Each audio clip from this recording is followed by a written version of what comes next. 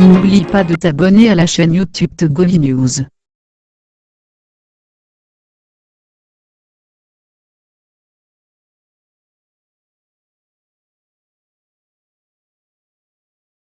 Audi Actu sur Radio Victoire. Actualité, débat, intervention par téléphone. C'est tous les jours à partir de 7h. Sur la fréquence magique, la 96.3 FM.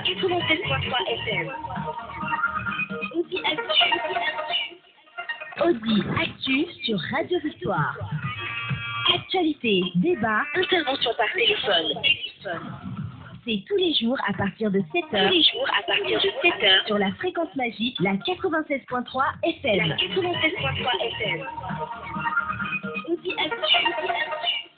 La 96.3 FM, Audi Actu, madame, monsieur, vous y êtes, nous y sommes. Sur Victoire FM, bien évidemment, Théophile a dans l'été qui vient de passer. Merci donc à lui et toute son équipe. Madame, monsieur, ce matin, comme annoncé, notre invité, il nous vient bien sûr du Fonds des architectes de la République phare. Il s'agit du secrétaire général donc de ce fonds, le pasteur Johannes Bavon. Pasteur Johannes Bavon, encore une fois, d'abord, bonjour. Bonjour Joachim. Oui, puisque c'est la première fois maintenant que nous nous retrouvons. Au cours de cette année, c'est vrai, on ne peut plus maintenant se présenter les vœux, mais quand même, cette année s'annonce très bonne pour les Togolais. Oui, nous pouvons avoir l'espoir et on peut aussi espérer que Dieu fera de grandes choses pour nous. Dieu fera de grandes choses. L'espoir fait vivre. Oui. L'espoir fait vivre. En tout cas, on peut tout perdre, mais dès lors qu'on perd le courage ou l'espoir, alors là, on ne vit plus exactement. Nous allons vous faire tout à l'heure écouter quelque chose avant de revenir ici au Togo, c'est-à-dire nous allons parler un peu de l'étranger. Alors, pasteur Johannes Bavon, la conférence ou le 32e sommet des chefs d'État de l'Union africaine, les 55 pays se sont encore retrouvés dimanche et hier, et ils ont planché encore sur l'avenir de tout un continent, mais ils s'attendent toujours au financement de l'Union européenne. Comment se fait-il que 55 États puissent tendre la main à 42 pour les financer?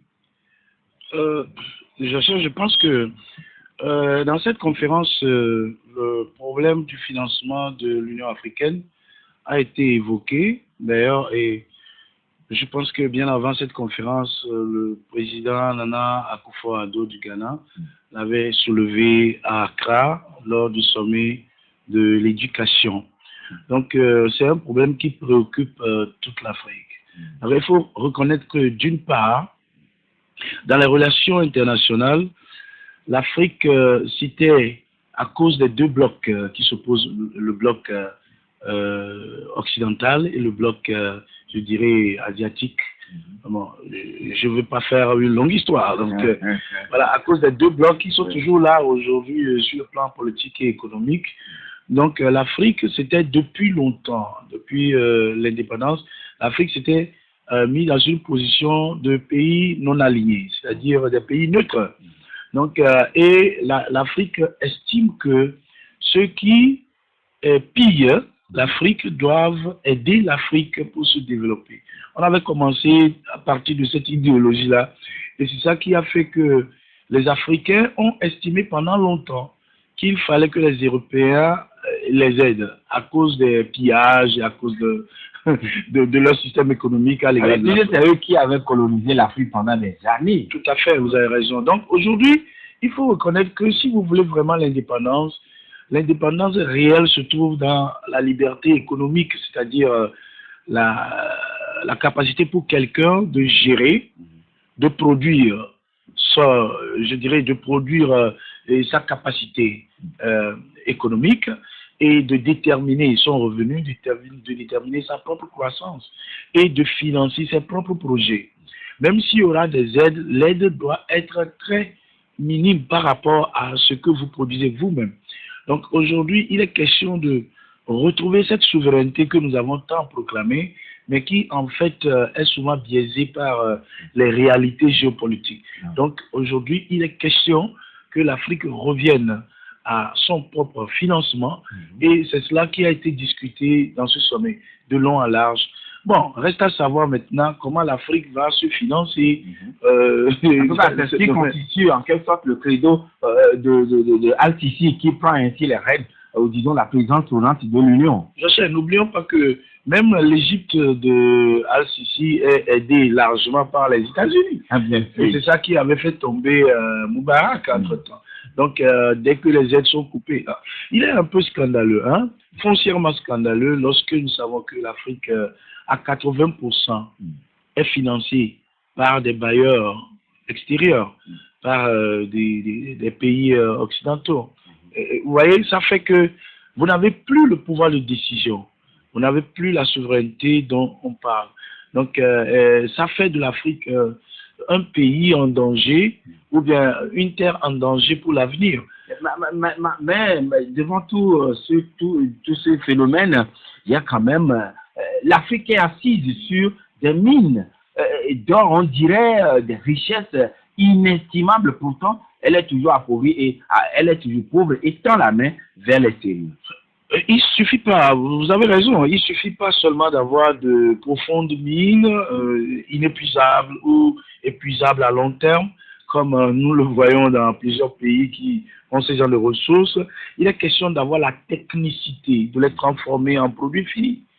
C'est cette technologie que l'Occident, même la Chine aujourd'hui qui veut faire l'amitié avec l'Afrique, ils ne veulent pas transférer cela à l'Afrique. Et malheureusement, si nous devons nous en sortir, il faudrait qu'on passe par l'éducation, il faudrait qu'on développe l'éducation. Comme la Chine même l'avait fait en profitant de la technologie de la Russie et des Occidentaux après. Mais nous, on s'intéresse plutôt non pas au développement de la technologie, mais à l'emprunt de technologie. Donc nous payons les têtes bien remplies qui viennent nous faire des routes, qui viennent nous faire des choses, mais comment ils savent le faire, nous n'achetons pas ça chez eux. C'est ça qui est le problème. Donc l'Afrique, il va falloir que l'Afrique se développe dans le sens de la technologie. Il faudra le transfert du savoir-faire. Et là, du savoir-faire. Voilà. Et là, mais c'est quand même coûteux. Oui, c'est coûteux, mais à long terme, ça paie beaucoup. Et c'est comme ça. Aujourd'hui, quand on parle de la Chine, quel que soit le régime qu'ils ont, la Chine a su rapidement comprendre la situation, que s'il n'y a pas de technologie, peu importe leur nombre, la main-d'œuvre moins chère, avec les autres facteurs de croissance économique qu'ils pourraient avoir, s'il n'y a pas le transfert de technologie, ils seraient capables de peu de choses. C'est pourquoi la Chine a vite choisi son partenaire, ou je dirais son allié, qui était la Russie de Staline à l'époque, avec Mao Tse-tung. Donc, Mao Tse-tung a littéralement demandé à Staline le transfert de la technologie. Mais si nous sommes des communistes, un communiste partage ce qu'il a. Donc, vous devez nous partager avec nous. Très exigeant. Ouais. Et ça a marché pour eux. Oui, et nous attendons de voir comment les Africains vont s'y prendre pour et il va falloir que le partage de connaissances puisse parvenir réellement aux Africains. Oui, mais nous avons cité la semaine dernière la démission donc du président de l'Assemblée nationale en Côte d'Ivoire. Il s'agit de Guillaume Kibafoe Soro, qui était tout à l'aise en rendant le tablier.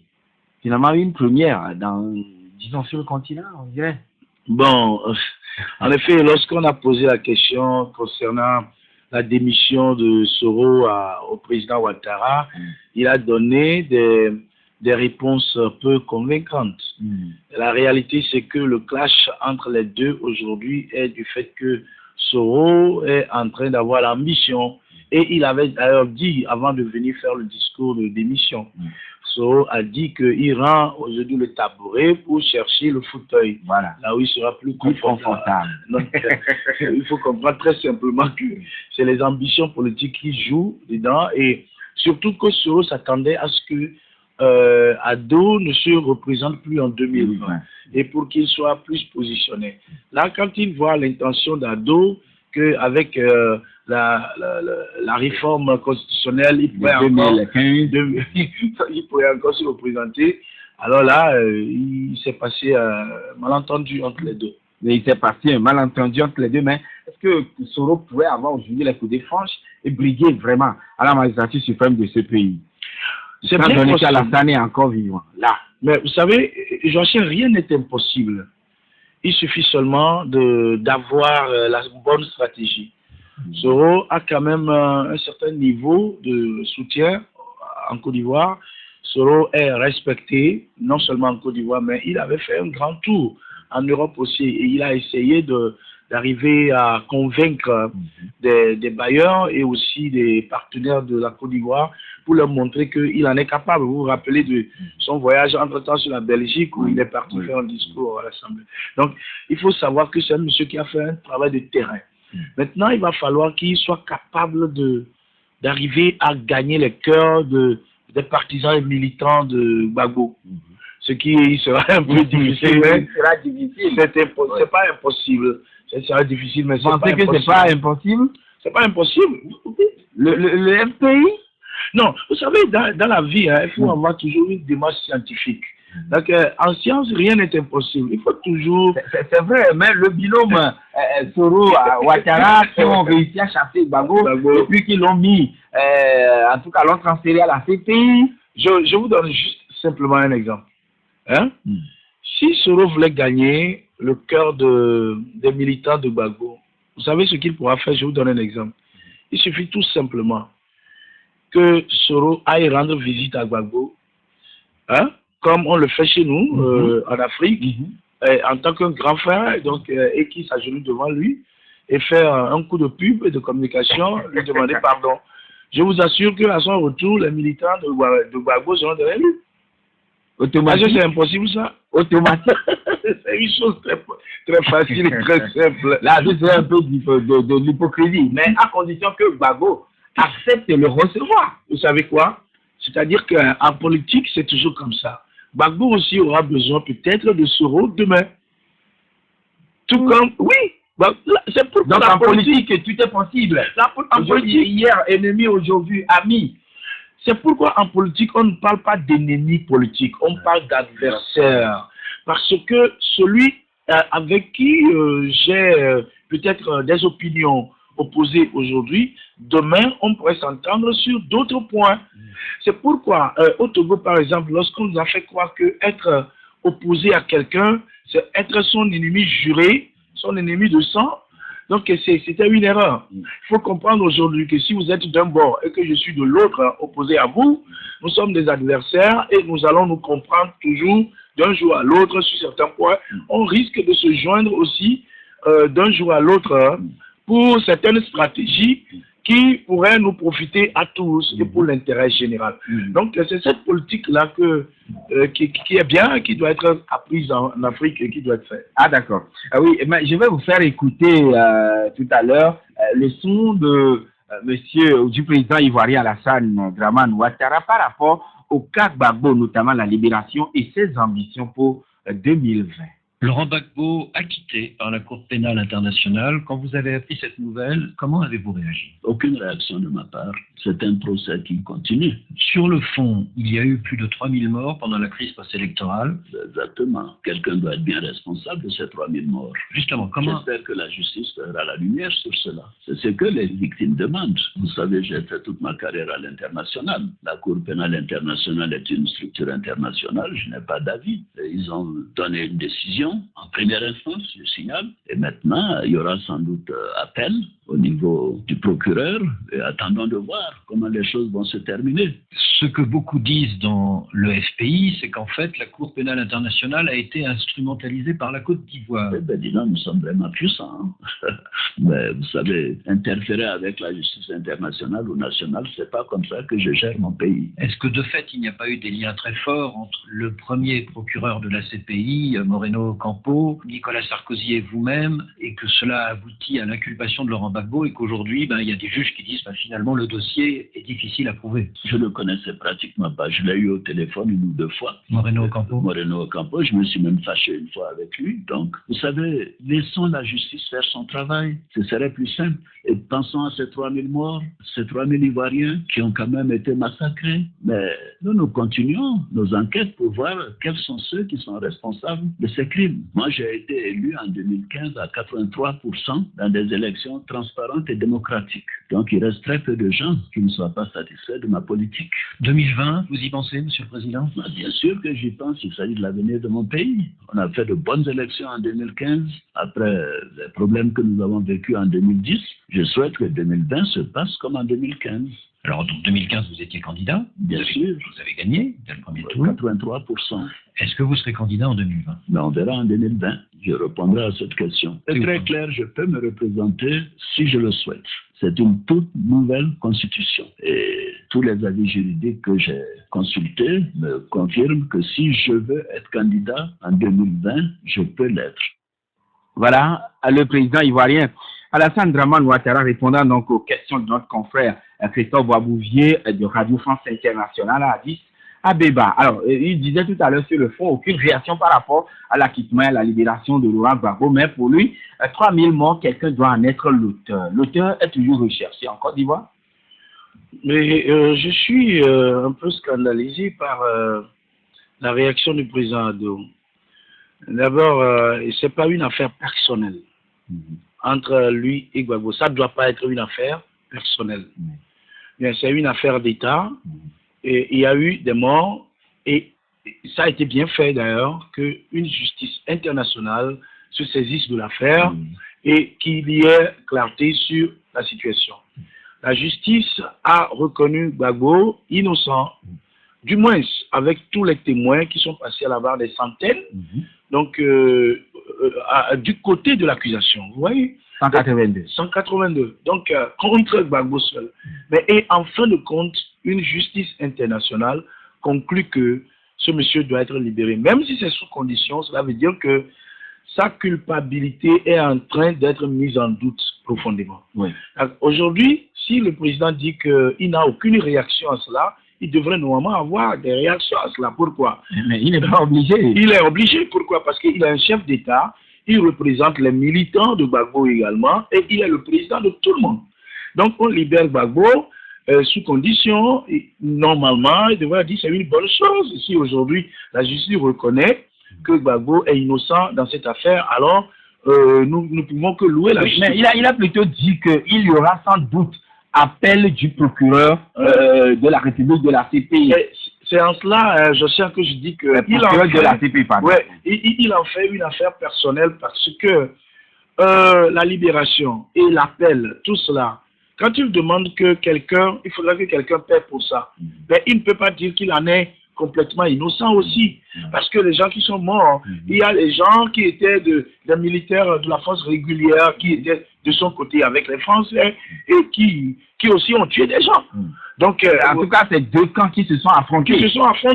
Donc, s'il faut parler sur la base de crimes contre l'humanité, c'est les deux qui devraient être épinglés. Mais donc, aujourd'hui, si quelqu'un doit payer, comprenons qu'il y a deux aspects de cette affaire. Il y a l'aspect civil.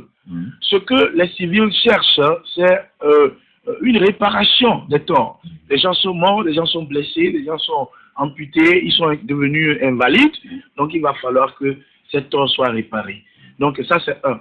Le côté pénal, c'est ça qui peut être politisé, c'est-à-dire pénal lorsque l'individu est reconnu coupable, donc il faudrait qu'il aille en prison.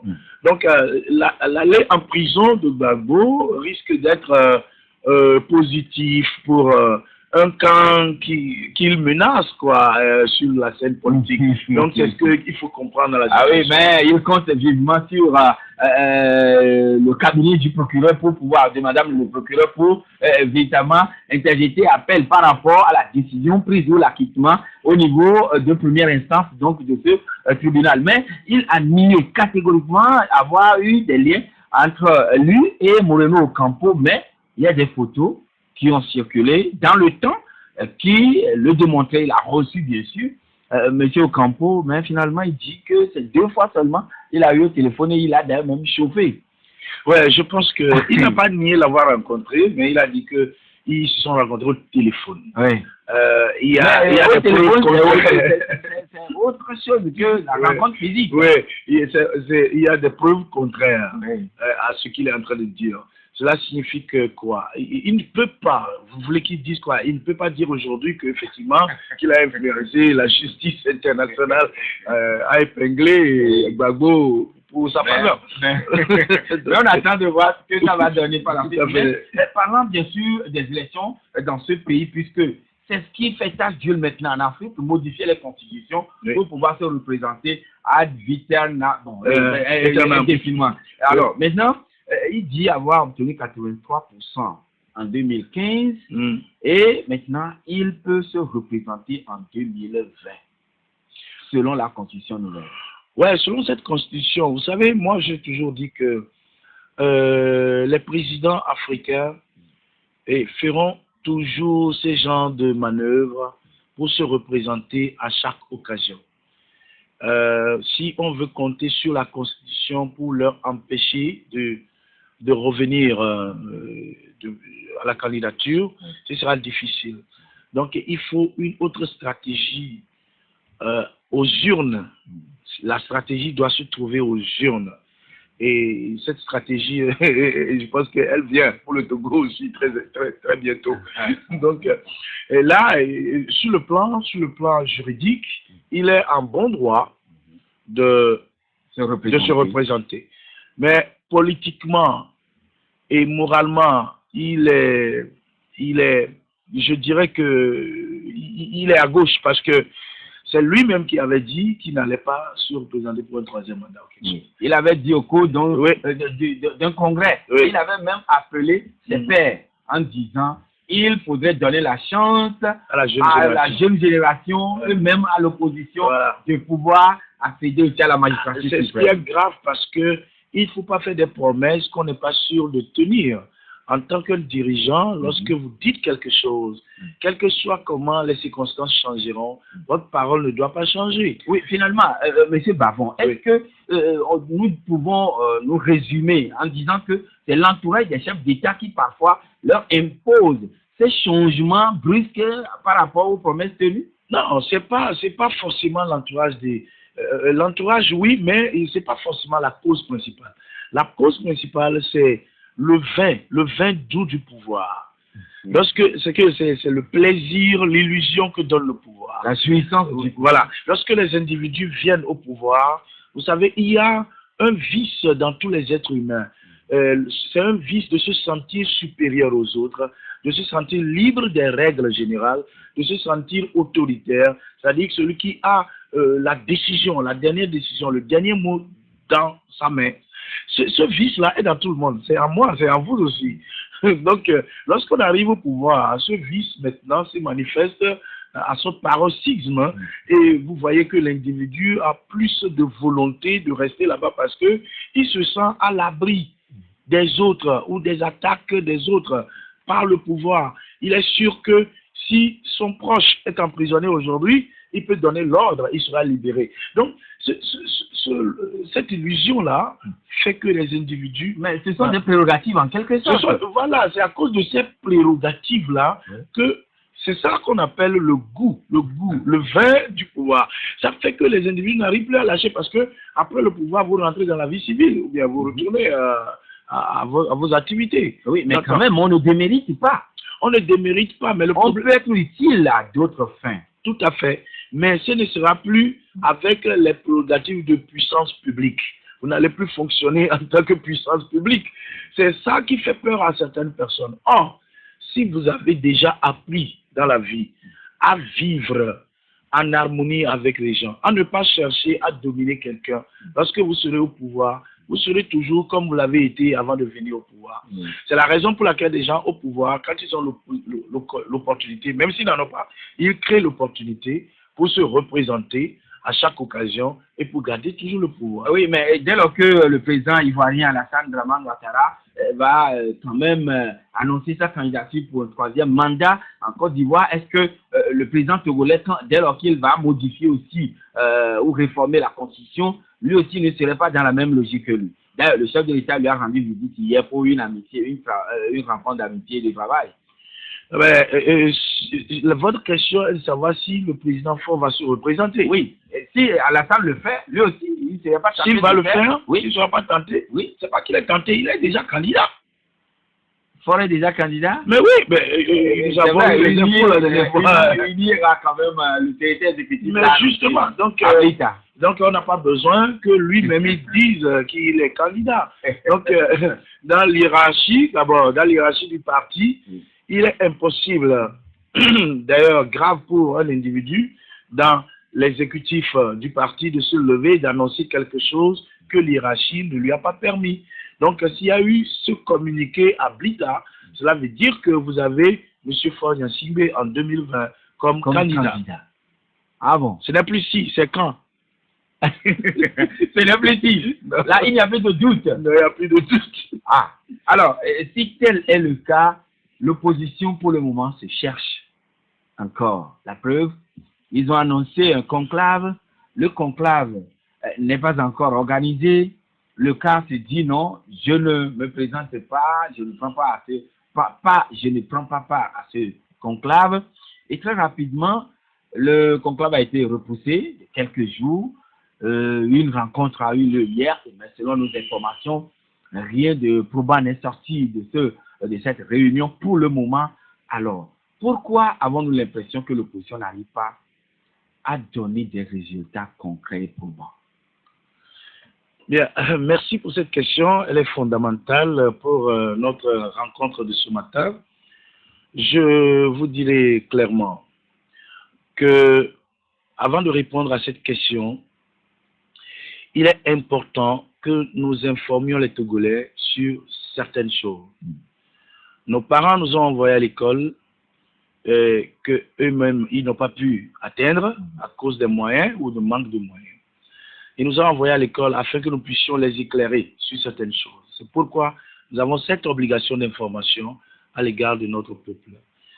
Je tiens à dire au nom du phare que les élections à venir, les élections de 2020, ce n'est pas un match entre deux équipes et pour voir quelle équipe gagnera.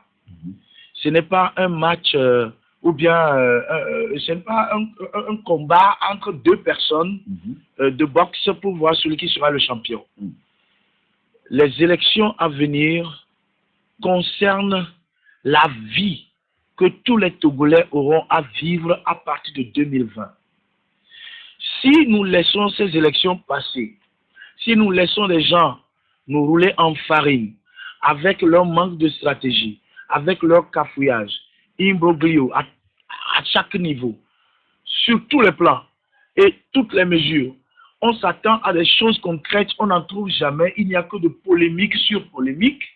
Si nous continuons dans cette démarche et que nous ratons encore 2020, attendez-vous encore à 50 ans du règne de l'UNIR ou du RPT. Donc, le RPT n'existe plus, mais de l'UNIR. De l'UNIR, parce que, voilà, les gens disent à juste titre que le RPT UNIR, pourquoi? Parce que c'est les mêmes éléments du RPT qui sont toujours dans les... Mais ils diront quand même au niveau de l'administration territoriale, il y a aucun parti enregistré sous le nom de RPT. Vous voyez? Donc, il faudrait que nous, les Togolais, qu'on se réveille maintenant, quoi. Qu'on sache que ce n'est pas un match qui se joue entre le CAR et UNIR, ou ANC et UNIR, ou C14 et UNIR. Ce n'est pas un match comme ça, les élections à venir là. C'est votre vie, c'est ma vie, c'est la vie de nos enfants, du nord jusqu'au sud. C'est le destin de chaque individu dans ce pays qui va se jouer en 2020. Nous n'allons plus laisser qui que ce soit nous faire suivre le vent de l'illusion et en fin de compte, battre les paupières au lendemain des élections, dire qu'on nous a volé parce que vous-même, vous n'étiez pas organisé, parce que vous-même, vous n'aviez pas de stratégie. Mais c'est la vie de vous et moi qui sera jouée en 2020. On ne peut plus suivre des gens dans ce cafouillage. Il faudrait qu'il y ait opposition, qui n'est pas opposition. Il faudrait que chacun comprenne la réalité de ce qui nous attend. Et il va falloir que nous soyons très pragmatiques et réalistes. Qui pouvons nous suivre pour être sûrs de la réussite? Oui, justement. Qui n'allons-nous pas suivre parce que ça a donné toujours des échecs? Il va falloir maintenant qu'on sorte de ce filet-là. Oui, alors justement, à vous écouter, tout porte à croire comme si la C14 n'inspire plus tellement confiance. Pourquoi vous appelez C14? Chaque jour, nous continuons toujours par appeler C14. Non, soyons sérieux. La C14, entre-temps, il y a certaines personnes qui ont commencé par sortir de la C14. À travers des déclarations. À travers des déclarations. Déjà, quand il y a une déclaration, vous savez ce que ça signifie. Mais formellement, ils ne sont pas encore. Non, mais écoute, quand il y a une déclaration de scission ou bien de schisme, cela sous-entend immédiatement que le cœur de cette personne n'est plus dans la chose. Et la C14, ses dirigeants ont si bien fait.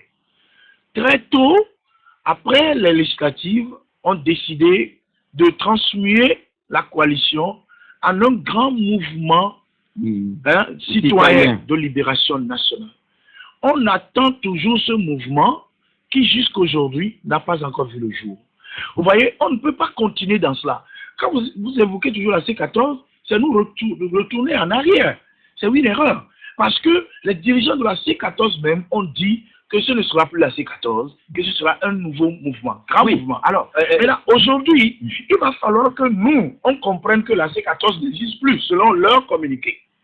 Donc, c'est dans cette logique que ils nourrissent l'ambition d'aller à ce mouvement national, mais pour le moment, ce n'est pas encore acté. Alors, si ce n'est pas encore acté, attendons que ce soit acté. Ne retournons pas en arrière. C'est comme s'ils ont déjà enterré la C14 et nous allons faire l'exhumation. Alors, que pensez-vous de la réaction du cas qui exige la restructuration, donc la réorganisation même de ce regroupement avant de penser à aller à un quelconque grand mouvement national? Je pense que c'est une bonne stratégie. S'ils arrivent à le faire, c'est bien. Mais la vérité, c'est que s'il faut gagner en 2020, il faut vraiment un travail très profond, un travail de sérieux, un travail d'ordre, un travail dépouillé de l'ego et de l'intérêt de soi, de la promotion du soi.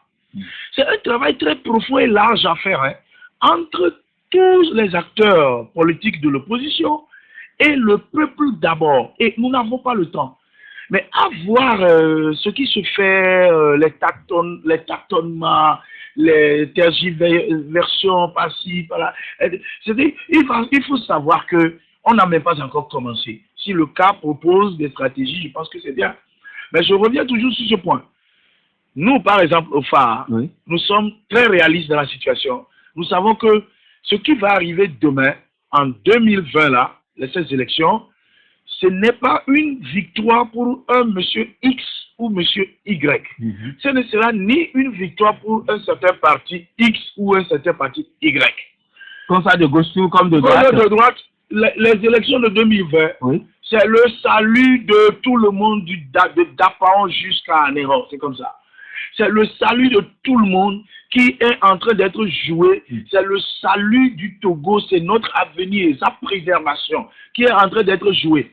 Nous ne voulons pas nous mélanger à ces polémiques et à ces fables de chaque jour. Aujourd'hui, il y a ceci, ceux-ci ne sont pas d'accord, ceux-ci sont d'accord, et on propose ceci, ceux-ci disent non, on n'est pas d'accord. Tout ça, d'accord ou pas d'accord, il faudrait que les Togolais sachent maintenant qu'on n'est pas dans ce jeu pour supporter un être humain ou un parti. On est dans ce jeu pour supporter le Togo, la nation togolaise, pour que tous les Togolais puissent retrouver, après les élections 2020, une nouvelle couleur de lumière, une nouvelle phase de vie. Oui, mais vous avez dit tout à l'heure que si unir le parti au pouvoir gagne encore en 2020, ça voudrait dire que c'est parti pour un nouveau 50 ans de règne du parti au pouvoir. Vous voulez que je démontre ça? Alors, comment est-ce que l'opposition peut s'organiser pour réellement gagner cette élection en 2020? Monsieur Joachim, il ne m'appartient pas de donner des leçons à des doyens comme ceux-là. Vous savez, ce serait un peu audacieux de ma part de vouloir leur donner des idées.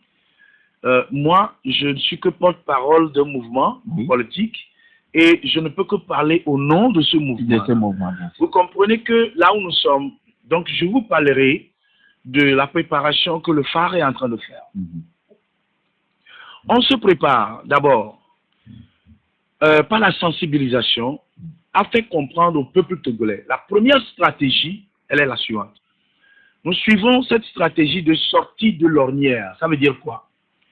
Pendant 28-29 ans que nous avons commencé la lutte pour le changement au Togo, on a constaté que nous sommes dans l'opposition, nous allons d'échec en échec, et après le dialogue de la dernière fois, avec tout le sacrifice que le peuple togolais a eu à payer, le tribut a été lourd, des pertes de vies humaines, des blessés, des emprisonnés. Avec tout cela, nous sommes revenus avec rien du tout. C'est-à-dire que nos représentants au Parlement aujourd'hui ont perdu leur siège. Le chef de file a perdu sa position. Donc, finalement, on n'a rien gagné. Vous comprenez? Les réformes ne sont pas encore faites. Les réformes n'ont pas été faites. Donc, à chaque représentant la CENI, non. Donc, à chaque sortie, on comprend que ceux que nous appelons des dictateurs, ils reviennent encore plus forts. À chaque sortie, à chaque tentative, ils reviennent encore plus forts. Donc, il va falloir comprendre premièrement que cela veut dire que la démarche que nous prenons ou que nous adoptons, elle est fausse. Elle est fausse. La démarche est fausse. La démarche, elle est fausse. En ce sens que... Fausse ou bien erronée? Non, mais elle est fausse. Ce qui est erreur, c'est ce qui est faux. C'est-à-dire qu'elle est fausse, elle est fausse. Il faut accepter la réalité. Elle est fausse. C'est pas moi qui juge ça. C'est les résultats qui nous montrent que nous sommes dans l'erreur. Donc, si la démarche, elle est fausse, est-ce qu'il y aura cette susceptibilité, ou disons cette possibilité d'aller alors à cette alternance? Bien sûr, si nous corrigeons la démarche, parce que, en quoi est-ce que cette démarche est fausse? Je vous dirais que nous avons eu sincèrement tort. Ça veut dire que nous avons été sincères dans notre lutte contre le pouvoir. Nous avons été sincères. Nous avons été sincères en ce sens que nous voulons le changement, ce qui est normal. Mais la démarche a été fausse en ce sens que, premièrement, nous n'avons pas voulu savoir, sur le plan politique, est-ce qu'il n'y a pas autre moyen pour renverser ce pouvoir en dehors de la confrontation dans la rue, mais de manière légale. De manière légale ou de manière diplomatique, de manière politique, il n'y a pas d'autre moyen. Moi, j'ai vu qu'on s'était marié seulement à une seule démarche qui est la confrontation, la manifestation, les slogans de rue. Donc, et là, il va falloir qu'on fasse profil bas pour revoir cette démarche et savoir quoi faire.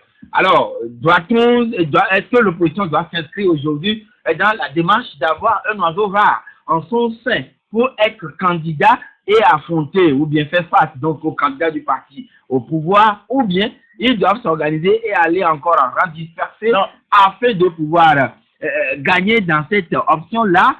Mais vous ne répondez pas pour le moment. Nous marquons la pause. Audi Actu, c'est du lundi au vendredi de 7h à 8h20 sur Victor FM. Retour donc en studio avec notre invité. Ce matin, nous recevons pour vous Pasteur Johannes Bavon. Il est le secrétaire général du Fonds des architectes de la République, un mouvement politique. Alors, Pasteur Bavon, face à la situation, cet imbroglio, cette incompréhension, cet amalgame, on dirait au niveau de l'opposition, est-ce que l'alternance pourrait être possible en 2020? L'alternance est largement possible, profondément possible, à condition que le peuple fasse ce que je pourrais donner comme une proposition maintenant. La première chose, c'est de comprendre que l'opposition a échoué pendant toutes ces années parce que l'opposition n'était pas dans le temps de l'alternance. Il y avait des prophéties qui ont parlé du Togo, comment un dictateur serait là après son fils, etc. Donc vous allez voir que le moment où l'opposition a commencé par confronter le pouvoir en place, c'était pas le temps pour l'alternance. Et cette prophétie, moi, je la respecte beaucoup. Parce que je ne suis pas prophète, mais j'ai quand même une certaine illumination qui me permet de me guider. Et je sonde les choses pour savoir ce qui est vrai, ce qui est faux. Je respecte beaucoup cette prophétie parce qu'elle est une prophétie efficace, très détaillée, avec des éléments irrévocables. Donc, le temps maintenant est arrivé. Et la démarche à adopter, ce n'est plus une démarche politicienne. C'est une démarche d'intelligence supérieure. Il faut investir dans la chose la lumière surnaturelle. Il faut investir l'éclaircissement des réalités ou bien des prophètes, des personnes qui voient dans le noir pour guider. Là où nous sommes arrivés, je dirais au peuple togolais, nous devons sortir du soutien aveugle des personnes, d'un parti, parce que cela vient de chez nous. J'ai dit et je répète encore que la réussite de 2020 ne sera pas pour un parti, ni pour une personne. C'est obligatoire, c'est vital pour les Togolais. On doit réussir en 2020. Alors, dans cette logique-là, nous n'avons pas du tout le droit de nous aveugler par des bonnes paroles de certaines personnes ou bien dans l'histoire. Il y a l'émotion historique qui joue. Nous avons été dedans, ça fait longtemps. C'est ceux-ci qu'on a suivis, ça fait longtemps. Savez-vous quoi? Ce que vous demandez à Dieu, si ça ne vient pas du nord, ça viendra du sud.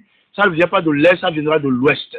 Ce n'est pas forcément du sud que ça va venir ou bien du nord que ça va venir. Ne regardez pas dans une seule direction. C'est pourquoi quand on lève les yeux, on regarde vers le ciel afin que toutes les directions soient possibles pour nous.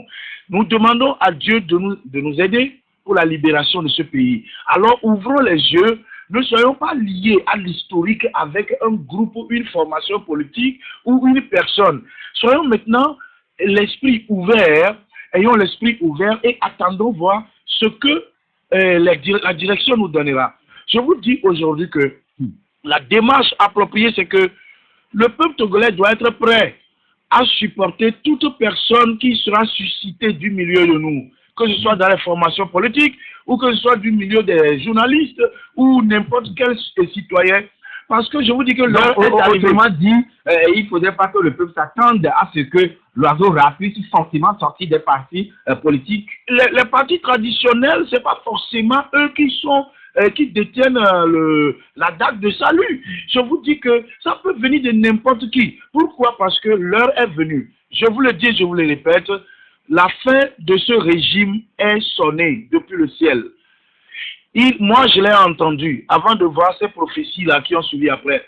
Il a dit, Mene, tekel ufasen, thou hast been weighed in a balance, and thou art found wanting. Wherefore, the God of heaven has taken out of your hand the kingdom and has given it to your neighbor. Il a pesé ton royaume sur la balance et il y a mis fin. Il a donné à ton voisin. Maintenant, voici ce qu'il faut comprendre. En cela, c'est sûr que le prophète, ou moi je ne suis pas prophète, mais quand le prophète vient me démontrer le contraire de ce que je dis, c'est la fin de ce régime. Mais il y a deux choses à comprendre. La fin de ce régime ne veut pas dire la fin de la vie de ceux qui sont dans ce régime. Oui, justement, c'est la question que je voudrais vous poser. Est-ce que forcément, quand vous parlez de la fin de ce régime, on doit le comprendre négativement comme si non, ce sera la fin de ceux-là qui sont au pouvoir sur la terre de nos aïeux. C'est l'erreur que nous avions commise depuis le commencement.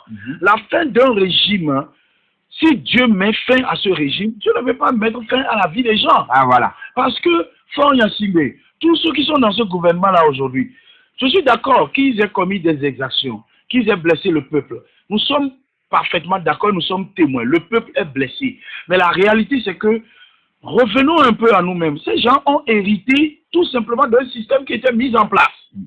La même prophétie que nous évoquons aujourd'hui, c'est cette même prophétie qui nous avait prophétisé la venue d'un dictateur. Donc le dictateur ne s'est pas imposé lui-même.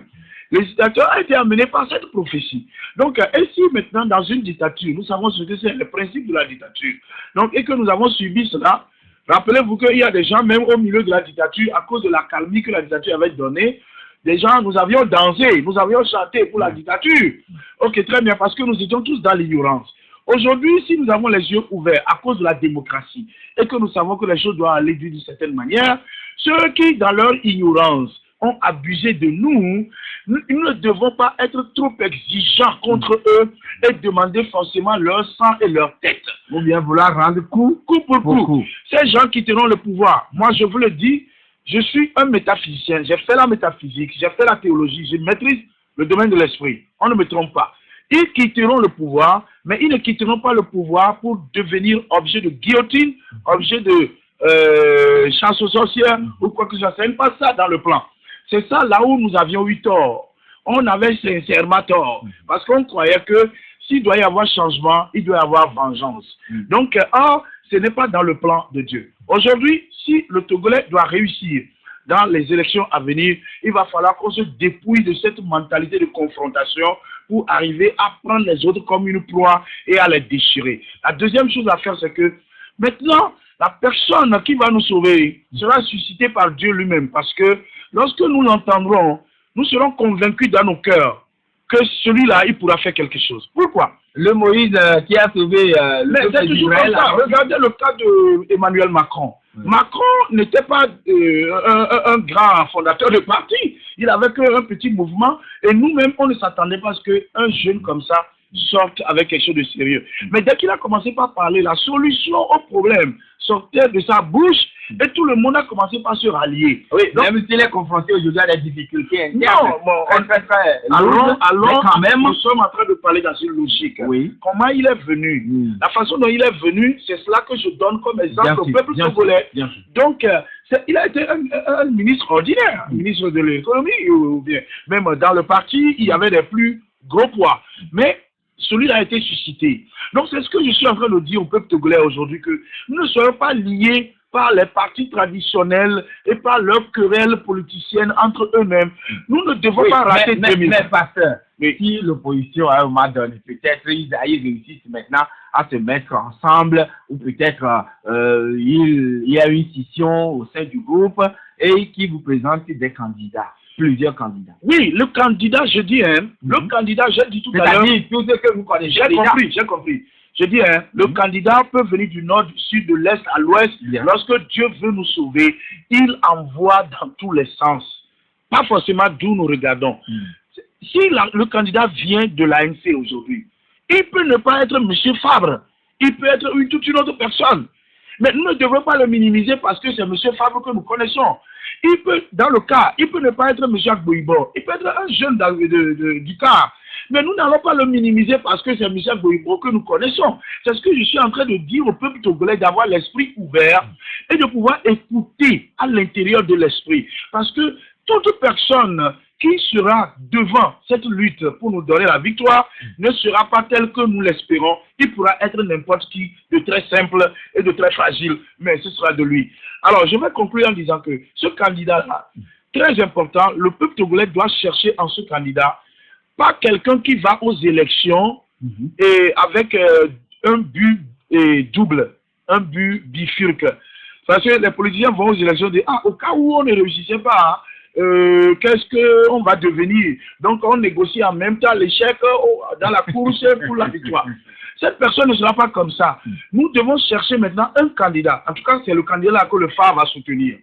Un candidat qui va pour réussir, rien que pour réussir. Et on donc, l'objectif premier, c'est d'aller gagner ces élections. Il n'y a pas de deuxième. Il n'y a que cet objectif-là. On gagne ou on ne gagne pas. C'est une question de vie ou de mort. Je vous le dis, 2020, c'est vital pour les Togolais et nous n'allons pas jouer du tout avec notre destin à cause des beaux yeux de quelqu'un. 22 21 80 99 92 02 80 63 pour être en direct avec nous. Donc la ligne GSM ne marche pas aujourd'hui, c'est seulement le 80.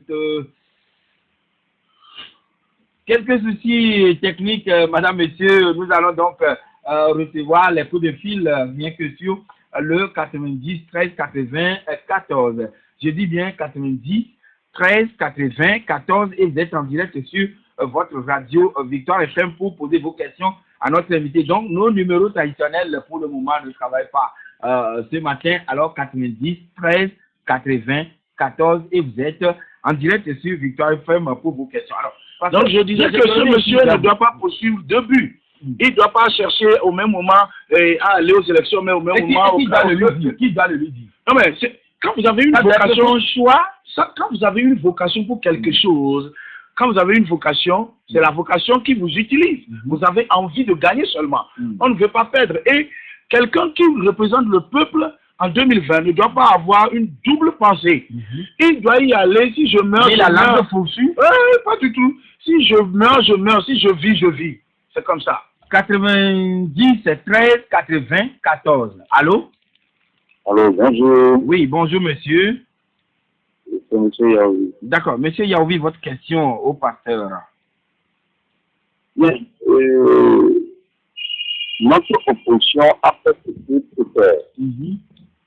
Et je suis un peu très embêté quand le nouveau parti qui vient pour l'aide d'être les anciens comme lui. Ça, je ne suis pas d'accord. Nous sommes en face d'un parti pouvoir, qui n'est même pas un parti pouvoir, mais militarisé au-dessus. Tout ce que le pouvoir fait pour réussir, il passe par tous les moyens pour détruire ça. Sur le plan légal, il l'a fait bien, et c'est en quoi l'opposition est responsable de ça. C'est le parti au pouvoir qui utilise tous les moyens. Je vous rappelle en 98. En 98, non, j'ai pris. Oui, voilà. Avait gagné les élections. Oui, c'est vrai. Et ce qui s'est passé, pas encore que c'était la faute à l'opposition à ce temps-là.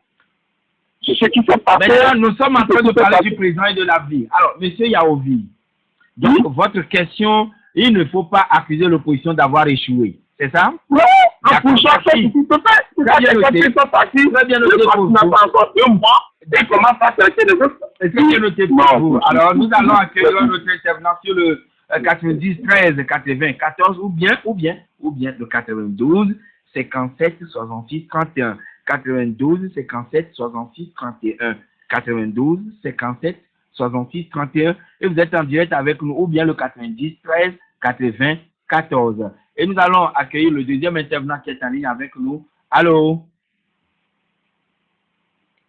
Allô?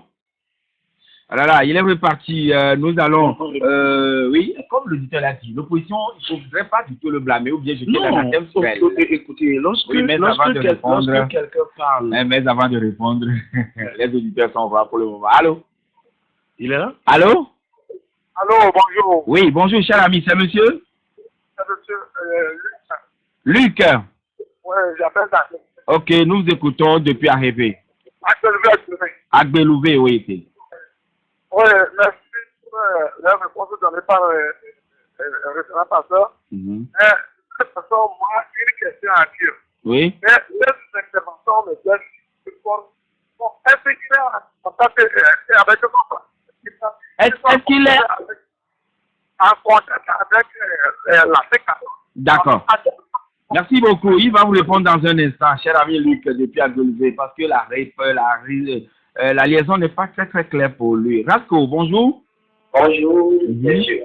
Oui, la question. Et d'abord, je veux faire remarquer ceci. L'opposition traditionnelle a beaucoup tourné. On ne peut pas attribuer l'échec à l'opposition traditionnelle. Et pour le moment, personne ne l'a dit ici. En ce sens que nous avons un pouvoir qui refuse de mettre en jeu les compétitions électorales. Vous vous souvenez, on a fait une coalition dans ce pays. Oui, maintenant, la question, s'il vous plaît, cher ami. Question de temps. Bon, monsieur le passeur qui dit oiseau rare, oiseau quoi. Ce n'est pas moi qui l'ai dit. S'il vous plaît. Et cette histoire de oiseau rare, tout ça là, embellit notre problème dans ce pays. Quel que soit celui qui on va prendre, c'est là, c'est vous. Celui qui va proclamer le résultat ne proclame pas. Qu'est-ce que ce parcours peut faire? D'accord. Bien. C'est bien. Merci, monsieur Rasco. Il ne faudrait pas penser à un oiseau rare, mais plutôt composer avec ceux qui sont déjà là et penser aussi aux réformes de la CENI. Florent, bonjour. Bonjour. Oui, nous vous écoutons, Florent. S'il vous plaît, pour vous poser une question là. Oui, allez-y. Le problème du Togo, c'est un problème qu'on doit voir spirituellement avant d'assister physiquement. C'est ce que moi je vois. Parce que à chaque moment, on a des gens qui viennent nous parler des choses et après, ça ne tient pas. Et à chaque moment, on nous dit qu'on rêve. Parce que ça ne se réalise jamais. Et qu'est-ce qui nous fait croire que maintenant, en 2020, ce régime, on peut le déraciner? C'est ma question. D'accord. Mais il a dit quand même, il faut voir les choses dans la dimension spirituelle. Mais tout de même, la question est posée. Et ce serait fini pour les coups de fil. Maintenant, on entame avec le dernier intervenant. Qu'est-ce qui peut vous faire dire que le régime, comme vous avez dit que le régime est déjà à sa fin, est à sa fin, selon les prophéties, en vous référant donc à la prophétie. Alors, qu'est-ce qui vous fait croire que le régime sera déraciné en 2020? Bien, le régime, selon le plan, vous savez, avant l'arrivée, l'ascension de Yadema au pouvoir, la prophétie dont je parle maintenant est une prophétie de 1946. Oui. Bon, moi, je l'ai rencontré tout dernièrement, donc c'est ça qui m'a encore d'ailleurs motivé en me disant que là, nous ne sommes pas dans une lutte vaine, que c'est quelque chose de sérieux. Je ne sais pas si vous comprenez. Donc là où nous sommes, hein, selon le plan des mânes de nos ancêtres, selon le plan de Dieu, ce régime est fini. C'est fini. On n'y peut rien. C'est fini. Mais maintenant, il faudra, à notre niveau, nous qui nous opposons à ce régime, de bien nous organiser. Quand on dit que, celui qui dit tout à l'heure qu'il fallait faire spirituellement, voilà, je pense qu'il a parfaitement raison, parce que on ne peut pas faire la politique sans chercher à voir dans le noir quel chemin prendre. Moi, je l'ai toujours dit depuis un certain moment. C'est pas une question de oiseau rare, c'est pas une question de quelqu'un qui viendra prendre la place de quelqu'un autre. Ce que je dis ce matin, peut-être des gens ne vont pas aimer, c'est ça la vérité. Et la vérité, c'est que nous ne sommes pas dans la lutte pour la victoire de quelqu'un ou la victoire d'un parti, pour la joie d'un parti.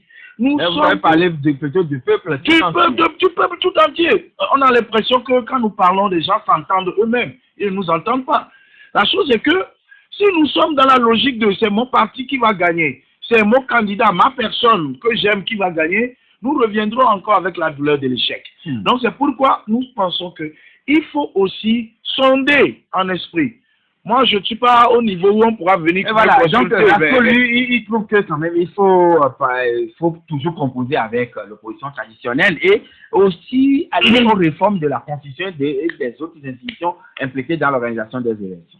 Vous savez, je vous dis la vérité, honnêtement, hein, est-ce que j'ai dit ici que l'opposition traditionnelle est à accuser? Non. Je n'ai jamais dit ça. Donc c'est pour dire que les gens s'écoutent eux-mêmes. Ils n'écoutent pas celui qui parle devant eux. Le problème ici, c'est que quoi? Quel que soit comment nous aimons l'opposition, cet amour, d'ailleurs, ne nous empêchera pas de voir là où le bas blesse. Mais nous ne pouvons pas continuer par échouer tout le temps parce que nous disons que c'est une bonne opposition, l'opposition n'a pas tort et que c'est le pouvoir qui a tort. Trouvons aujourd'hui la bonne démarche, la bonne stratégie. Qu'est-ce que nous allons faire? Mais est-ce que Yaovi, le premier intervenant, a dit que puisque en 98 l'opposition a gagné, on ne l'a pas proclamé et que donc on ne doit pas jeter l'anathème sur elle? Non, on ne jette pas d'anathème sur l'opposition. Tout ce que nous faisons, c'est que quoi? Voilà, nous sommes devant un pouvoir qui ne fait que jouer au chat et à la souris. Un pouvoir qui joue au jacouetu. Un pouvoir qui ne fait que tourner les gens dans la farine. Très bien. Vous connaissez déjà leur nature. Donc, vous ne devez pas aller conniver avec eux et vous devez maintenant vous préparer. On doit avoir des stratégies appropriées lorsqu'on va aux élections. Comment nous devons aller aux élections? Et lorsque les élections seront proclamées, dans quelles conditions elles seront proclamées? Et s'il y a eu fraude, comment est-ce que le pays doit être? C'est des choses à organiser. Et personne qui veut vraiment la réussite ne va dire qu'on ne doit pas en parler. D'ailleurs, le positionnement des représentants dans les bureaux de vote, c'est aussi un travail de fond. C'est tout un travail. Mais est-ce que vous avez, vous entretenez des relations avec la C14? Mais bien sûr, depuis qu'on avait commencé, d'abord, on a écrit, et à nos propositions, on a écrit. Pendant les dialogues, on a écrit. Notre problème avec la C14, c'est qu'à chaque fois qu'il y a besoin d'informations, on ne nous revient jamais avec des infos. Voilà. Pasteur Johannes Bavou, vous avez l'ambition d'être candidat en 2020? Oh! Est-ce qu'il y a un homme dans ce pays maintenant qui a le monopole sur sa propre vie? Moi, je ne sais pas si je vivrai demain. Vous parlez de 2020. Donc, tout est dans les mains de Dieu. C'est ça. Merci, pasteur, d'être venu chez nous ce matin. C'est moi qui vous remercie. Et voilà, c'est fini pour aujourd'hui. Merci. Madame, monsieur, vous tous qui nous avez reçus chez vous, toutes nos excuses par rapport à nos 2 lignes téléphoniques. Tout sera mis en ordre très bientôt. Alors, mais ça a été, merci pour l'accompagnement technique, madame, monsieur. Merci d'avoir regardé la vidéo. Abonne-toi et partage la vidéo sur les réseaux sociaux, Facebook et WhatsApp.